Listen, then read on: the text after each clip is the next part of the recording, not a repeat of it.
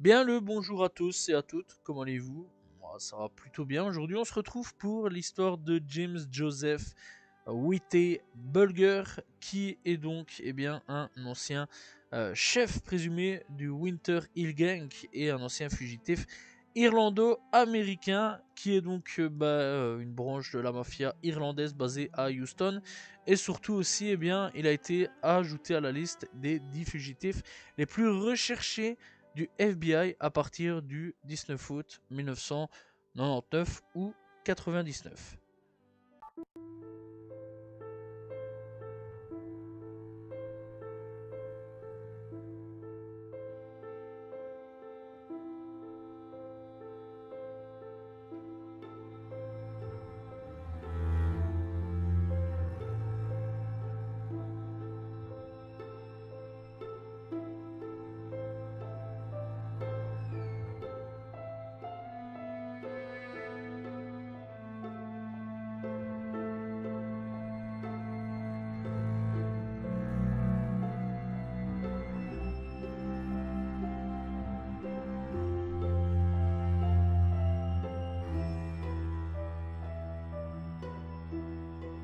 On va revenir sur la jeunesse et sur ses parents, tels que son père.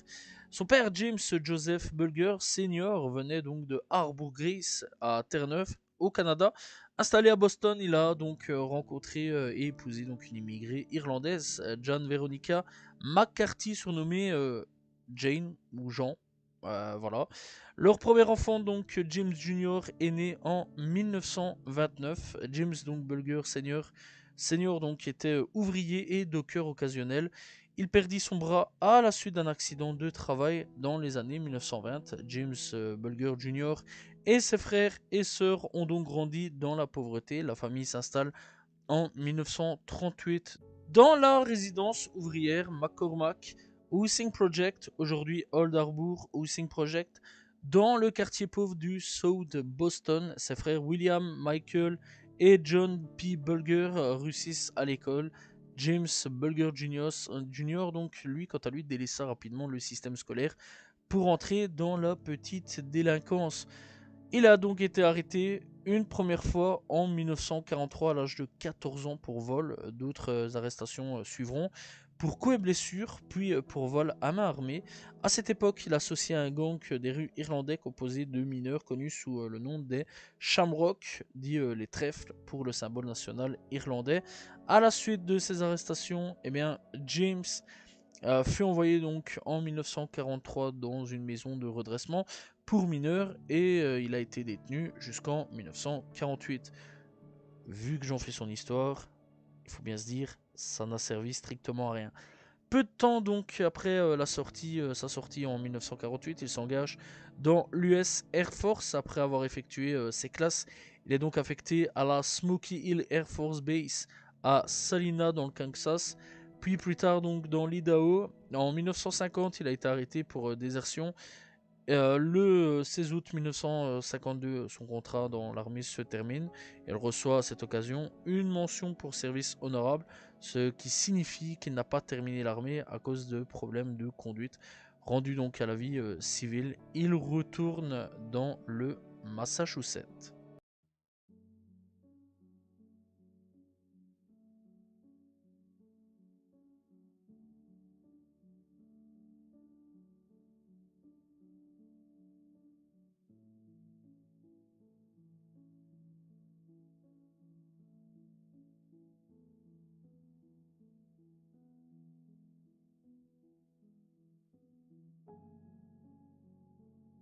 De retour à Boston, il ne va pas rester quand même les bras croisés, que du contraire, puisqu'il reprendra rapidement ses activités criminelles. En 1952, il est impliqué dans le braquage d'un camion chargé d'alcool, mais n'est finalement pas inculpé. En 1955, il rejoint une bande qui braque une série de banques dans le Rhode Island et l'Indiana. En 1956, un mandat fédéral est délivré pour son arrestation. Bulger est arrêté en mars 1956 et est donc condamné à 25 ans de prison en juin de cette année. Bref, après tout ça, il aura donc au pénitencier fédéral d'Atlanta de 1956 à 1959. Là, donc, selon Kevin Weeks, son futur bras droit, il fut donc appliqué volontairement dans le programme MK Ultra, dirigé par le chimiste Sidney Gottlieb. Donc, c'est un programme secret et illégal mis en œuvre par la CIA. Voilà, d'activités expérimentales humaines visant donc à développer des techniques et d'identifier des substances de contrôle sur le comportement humain et bien d'autres trucs. Voilà, bon, c'est assez compliqué, peut-être que j'en parlerai un jour, mais en tout cas c'est très spécial et donc dirigé par Sidney Gottlieb, qui est donc un chimiste très connu de l'agent du renseignement américain, voilà, et donc surtout connu pour avoir été le directeur du projet MK3 de 1953 à 1972, avec donc en échange de tout ça une promesse d'obtenir une réduction de peine. Le but de ce programme était de tester différentes drogues sur des cobayes afin de mettre au point un sérum de vérité permettant d'obtenir tous les renseignements voulus lors d'interrogatoires. Pendant 18 mois, James et 18 autres détenus qui s'étaient donc portés volontairement pour diminuer donc leur peine ont donc été drogués au LSD et autres substances. Alors bon, LSD, c'est vrai quand même que on connaît les substances, hein, ça fait pas forcément parler, ça fait vraiment planer sur d'autres choses, etc. Donc voilà, et donc à la suite de ces expériences, eh bien, ils auraient souffert d'insomnie et de cauchemars fréquents. Dans un journal intime retrouvé dans un coffre-fort qui lui appartenait en Floride, il décrit cet épisode de sa vie comme cauchemardesque et affirma que cela l'avait mené au bord de la folie. À la suite d'une tentative d'évasion de co-détenus qu'il aida donc en leur fournissant des outils provenant donc de l'atelier de la prison dans lequel donc il travaillait, il fut transféré d'Atlanta à Alcatraz, connu et bien réputé, hein, cette prison-là. Voilà, il a abrité de nombreux gangsters tels que Al Capone. Voilà, et donc il sera donc transféré le 2 novembre 1959. En novembre donc 1962, lors de la fermeture d'Alcatraz, il est transféré au pénitencier fédéral de Loughborough de 1962 à 1963. Et l'année suivante, donc, il ira à Lewisburg de 63 à 1965. Il est donc libéré après avoir purgé 9 ans de prison, bénéficiant donc d'une réduction de peine pour bonne conduite, et surtout pour avoir participé volontairement au programme MK Ultra. À sa sortie, une fois donc passé les 2 années de sa libération conditionnelle, il se reconstitua rapidement un véritable réseau criminel.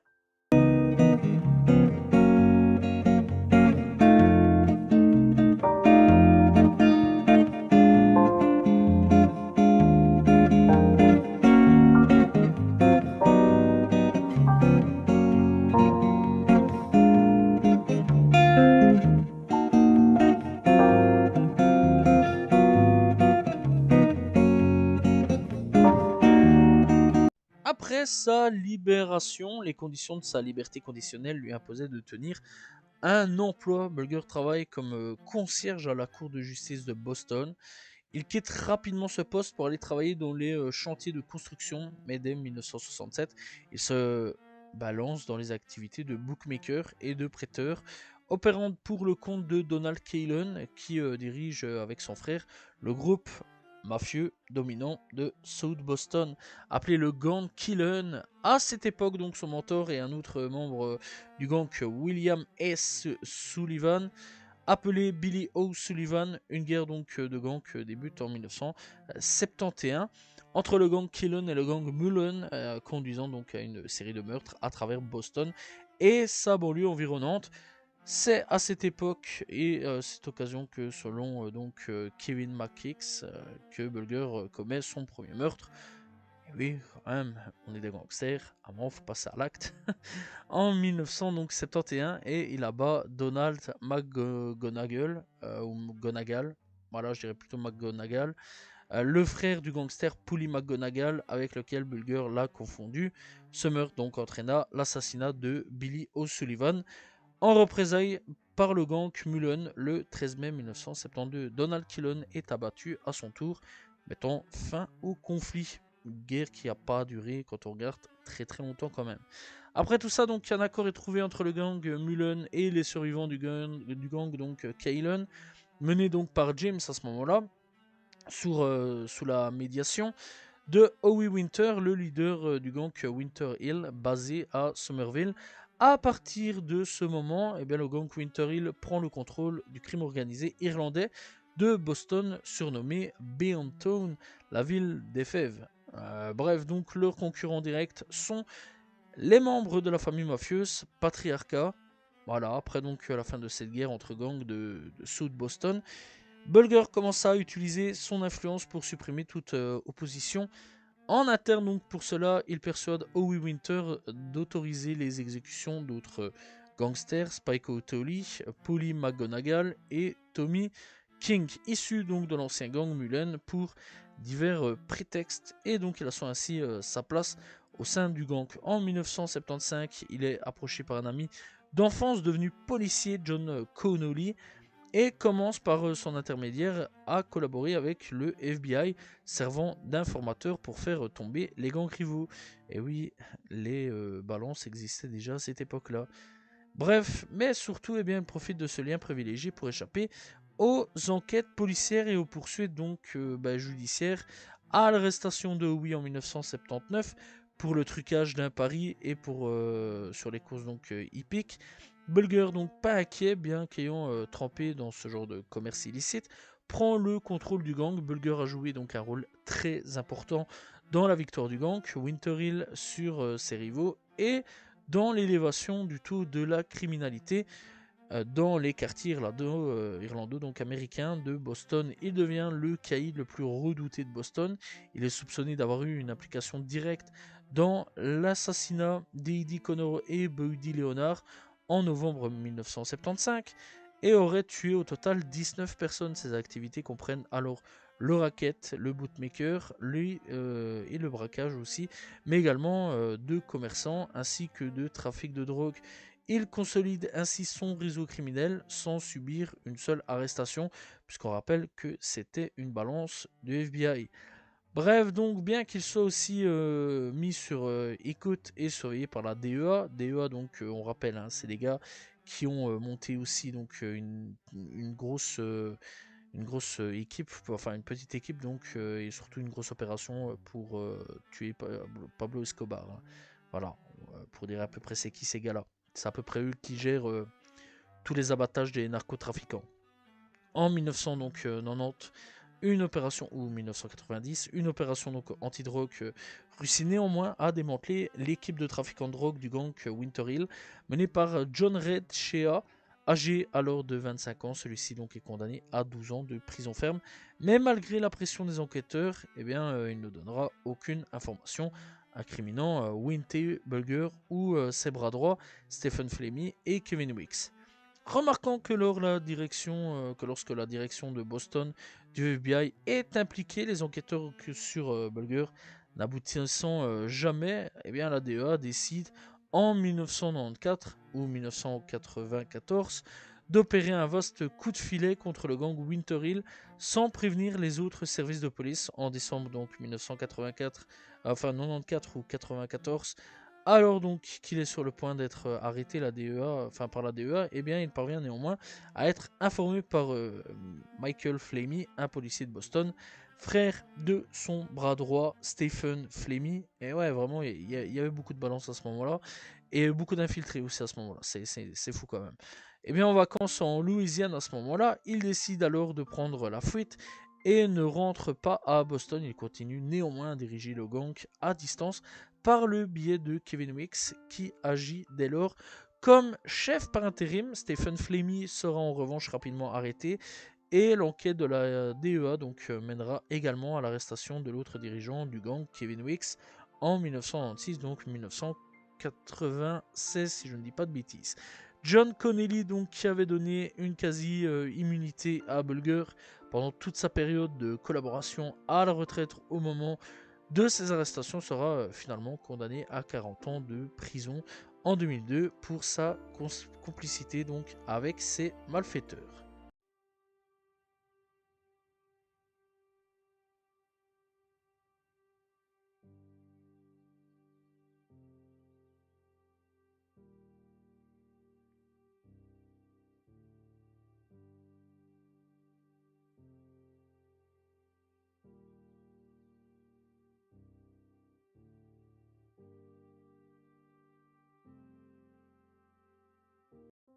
16 longues années, James, il échappera aux agents lancés à ses trousses. Les enquêteurs retraceront son parcours en Louisiane au début de sa cavale, puis perdront sa piste malgré la saisie de plusieurs de ses coffres-forts ouverts en Floride et à Montréal sous l'identité d'emprunt et de nombreux appels à témoins diffusés par le FBI, promettant la plus haute récompense jamais offerte pour des informations concernant un criminel de droit commun. Voilà, ça appelait de 1 million au début, puis 2 millions dès 1999, donc 1999. Au début de sa cavale, il s'installa temporairement en Louisiane avec sa compagne de longue date, Teresa Staley, visitant donc en 1995 ou en 1995 avec El Alcatraz où il fut détenu, mais Staley se fatigue de cette nouvelle vie qui s'énonce puisant. Bulger donc le ramène donc à Boston et il récupère une maîtresse de longue date, Catherine Craig, qui vivra à ses côtés tout le reste de sa cavale. Sa tête donc est dès lors mise à prix à ce moment-là pour 100 000 $. Le 22 juin 2011 plutôt, tellement l'habitude des 1900, c'est pas trop grave, excusez-moi pour l'erreur. Donc 2011, Bulger est donc arrêté dans un appartement situé dans une résidence à Santa Monica, en Californie, en compagnie de Catherine Craig, reconnue par l'ancienne Miss Island et l'actrice Anna Björksdottir, excusez-moi mais nom très compliqué. En vacances donc à Santa Monica, Catherine Craig et lui vivaient sous les identités de Charles et Carol Casgo, selon donc le Boston Herald. Le FBI aurait trouvé un magot de 822 000 $ en liquide caché dans un mur de leur logement et 30 armes à feu dans les 2 pièces qu'ils occupaient. 30 armes à feu. Voilà, je sais pas quoi dire de plus. C'est une folie. Le 14 novembre 2013, le jury composé de 8 hommes et 4 femmes le reconnaît coupable de 11 meurtres, mais il conclut donc également que le gouvernement n'avait pas prouvé ses accusations contre lui pour 7 autres meurtres, et dans une autre accusation de meurtre, il ne fait aucune conclusion, ce qui a produit des remous à l'intérieur de la salle d'audience par les proches des personnes assassinées. Il est donc condamné par le tribunal de Boston à 2 perpétuités. Oui, quand même, ça fait beaucoup. Et donc à verser 19,5 millions de dollars de dédommagement donc à ses victimes. C'est pas fini quand même l'histoire, puisque donc James est transféré du Federal Transfer Center à Oklahoma City, à l'United States Penitentiary, donc à Hasselton, en Virginie occidentale, où donc il arrive le 29 octobre 2018. Le 30 octobre à 8h20, James, âgé alors donc de 89 ans, est retrouvé inanimé dans la prison, selon donc le Boston Globe et plus tard confirmé par les autorités donc pénitentiaires. Il était dans un fauteuil roulant lorsqu'il fut donc amené hors du champ de vision des caméras de surveillance et battu à mort par au moins 2 détenus armés de surins et de chaussettes contenant un cadenas. C'est le 3e homicide dans cet établissement pénitentiaire sur une période de 7 mois à ce moment-là. Sont soupçonnés Paul G. de Cologero et Fotio Freddy Gaze, un tueur de famille mafieuse basé à Springfield, au Massachusetts. C'est le principal suspect dans l'assassinat de James. Ce dernier ne conteste pas les faits dont il est accusé. Fotio Freddy Gaze et son frère donc ont été condamnés à la prison à vie en 2011 pour leur implication dans plusieurs assassinats, notamment celui d'Alfonso Becchial Bruno, un chef de famille Genovese, abattu donc en 2003 à Springfield dans le Massachusetts. James est donc inhumé au cimetière de Saint-Joseph à West Roxbury dans le comté de Suffolk, toujours au Massachusetts. Bref, alors eh bien, au niveau donc de sa famille dans tout ça, eh bien, James est le frère aîné de William M. Bulger, ancien président du Sénat du Massachusetts et de l'Université du Massachusetts. Encore une fois, on rappelle qu'on réussit clairement là-dessus. En 2003, c'est donc dernier auditionné par une commission d'enquête fédérale face aux membres de la commission. Le sénateur donc perd pied et s'avère incapable d'expliquer ce qu'il savait exactement des activités de son frère, à la suite de quoi donc il se retire de la vie politique. On rappelle que eux ont bien tourné. Voilà, c'est le seul frangin James à avoir pété un plomb. Bref, alors ils ont quand même fait partie de la pop culture sur pas mal de points. Le personnage donc a partiellement inspiré Martin Scorsese pour son film Les Infiltrés, très bon film soit dit en passant, qu'il utilisera pour construire le personnage du chef de gang irlandais Frank Costello, interprété par Jack Nicholson, immense acteur, on va pas se mentir là-dessus. En 2015, c'est Johnny Depp, encore un immense acteur, interprète donc le personnage de Jim Bulger dans le film Strictly Criminal. C'est comme ça que j'ai connu son histoire et que j'ai vraiment beaucoup aimé d'ailleurs le film, que je conseille vraiment d'aller checker, avec notamment Dakota Johnson dans le rôle de son ancienne compagne Lindsay Sear, donc, avec lequel il a eu un enfant décédé en bas âge, Douglas Sear, et donc il a inspiré aussi la création du personnage de Raymond Reddington dans la série de Blacklist. Voilà, donc dans la pop culture, eh bien il aura quand même, on va dire, deux films. Un film pour lui, un film dont il a été inspiré, une série dont eh bien, il a inspiré le personnage. Voilà, c'est donc eh bien, la fin de l'histoire de James Joseph Bulger, un mec qui quand même a marqué l'histoire des gangs, surtout irlandais. C'est très rare quand on parle des gangs irlandais, d'ailleurs c'est même la première fois que je parle de gangs irlandais. Voilà, j'espère que vous avez apprécié l'histoire de James. N'hésitez pas à vous abonner, liker, commenter, partager. On se retrouve très prochainement pour une nouvelle histoire. Salut tout le monde, ciao ciao.